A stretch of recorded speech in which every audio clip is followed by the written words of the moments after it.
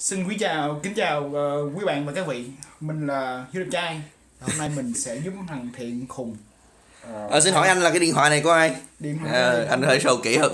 iPhone 5S rất mới. của Hiếu cho Thiện.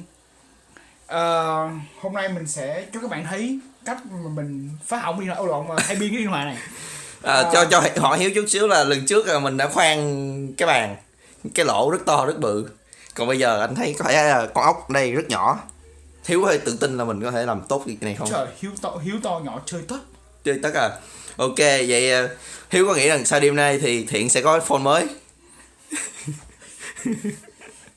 Ngày mai Thiện mua một chiếc iPhone 5C.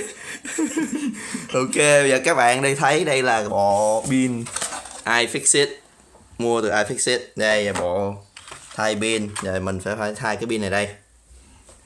Ok, giờ mình bắt đầu nhé. Hẹn gặp lại các bạn trong 5 phút tới. Còn nếu mà các bạn cái video mà không lên thì các bạn biết là ngày mai mua iPhone mới rồi đó. Ok, pause thôi.